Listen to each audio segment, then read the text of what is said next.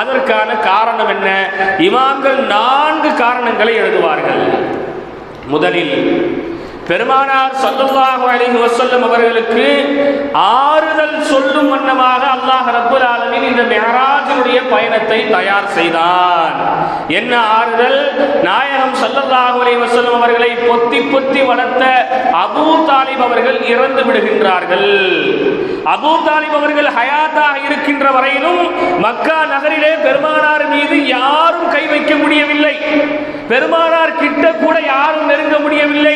ஏனென்றால் மக்காவில் மிகப்பெரிய தலைவராகவும் ஊரிலே மிகப்பெரிய செல்வந்தராகவும் பல மன்னர்களுடைய தொடர்புகளை கொண்டவராகவும் அபூ தாலிப் இருந்தார்கள். அதனால் பெருமானாரை கடைசி வரை தொட விடவே இல்லை. தான் உயிருக்குயிராக நேசித்த அபூ தாலிப் அவர்கள் இறந்து விடுகின்றார்கள். இந்த கவலையில் பெருமானார் ஸல்லல்லாஹு அலைஹி வஸல்லம் அவர்கள் வாடி வதங்கிக் கொண்டிருக்கின்றார்கள். சரியாக 3 தினங்கள் கழித்து தன் உயிருக்கு உயிராக காதலித்து எல்லா கஷ்டமான நேரங்களிலும் நபியோடு கூட இருந்து பெருமானாருக்கு ஆறுதல் சொல்லி அறிவுரை சொல்லி தைரியம் சொல்லி பெருமானாரை அடுத்தடுத்த காரியங்களை தைரியமாக செய்வதற்கு உறுதுணையாக இருந்த அன்னை கதீஜா ரலியல்லாஹு தஆலா அன்ஹா அவர்களும் மரணித்து விடுகின்றார்கள். பெருமானார் ஆழ்ந்த சோகத்தில் இருந்தார்கள். இந்த உலகில் பெருமானாருக்கு ஆறுதல் சொல்வதற்கு ஆட்கள் யாரும் இல்லை.